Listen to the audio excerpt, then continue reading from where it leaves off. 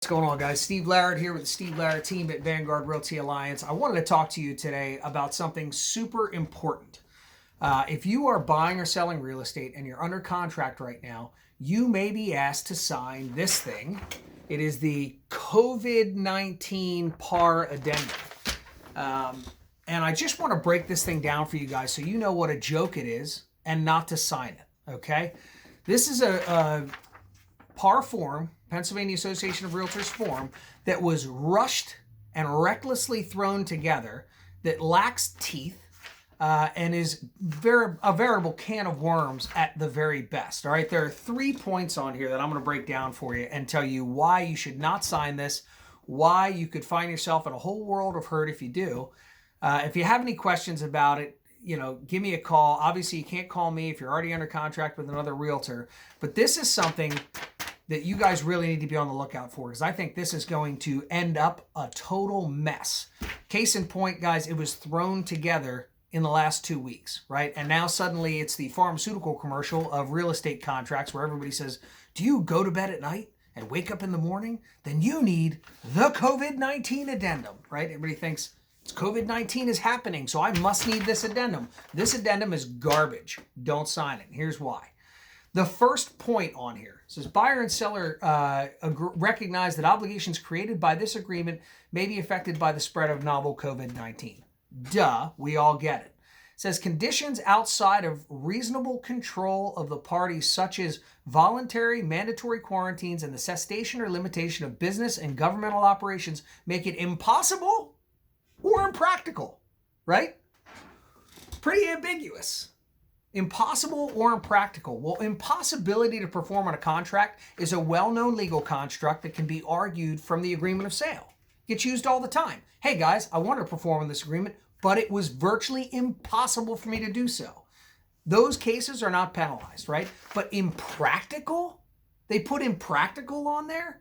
Well, maybe it's not practical for me to have to spend $1,000 for a mover that wants to gouge me because of the pandemic. Maybe it's not impractical, but does that mean that the sellers should, or that the buyers or sellers should be alleviated from their contractual obligation? Absolutely not, because whose definition of impractical matters? Maybe I think it's perfectly practical for you to spend an extra $1,000 during a crisis to move and to perform under your contract. But of course, the party that has to spend it doesn't believe that. Right? So our job as realtors is to write contracts free of ambiguity. If they can be interpreted a multitude of ways, it's not a good contract, right? Because anybody will have a colorable argument to get out of it. So that's just the first clause on this thing. That's totally garbage and ridiculous. All right, then we have buyer and seller acknowledge that they're required to make a good faith effort. That's a construct that's established in the agreement of sale. Right? The buyer has to make a good faith effort. They have to make full mortgage application, and the seller has to do everything that they've contractually agreed to in the agreement of sale. Any breach of that would be a breach of the contract, a breach of the agreement. So that doesn't give us anything new.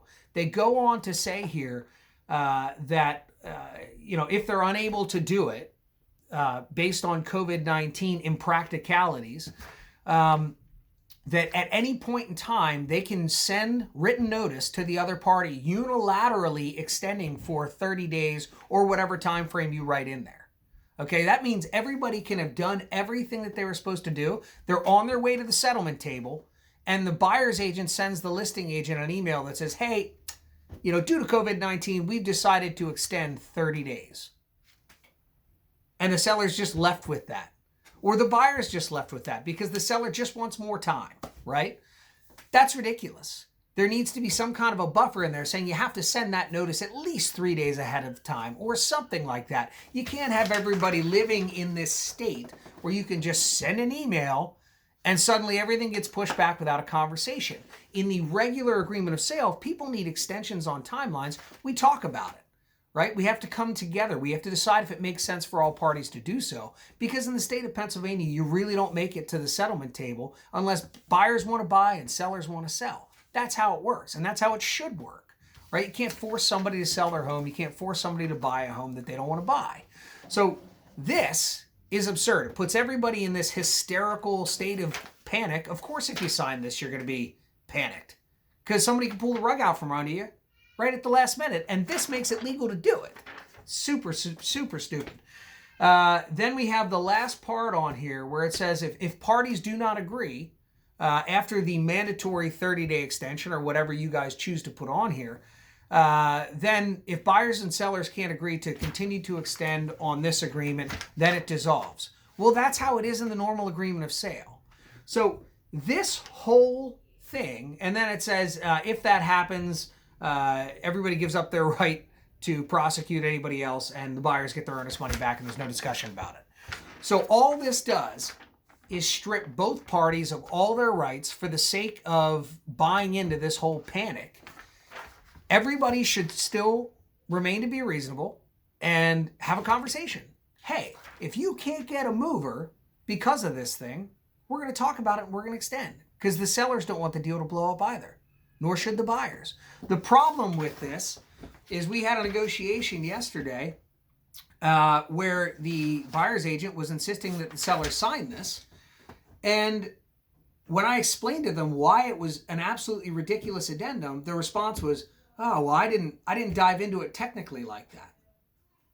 Okay, well, that's your job, to dive into it technically, because while we all understand the sentiment of this thing is to ease everybody's mind, hey, if something happens and you can't perform on the contract, don't worry, you'll get an extra 30 days, blah, blah, blah, whatever.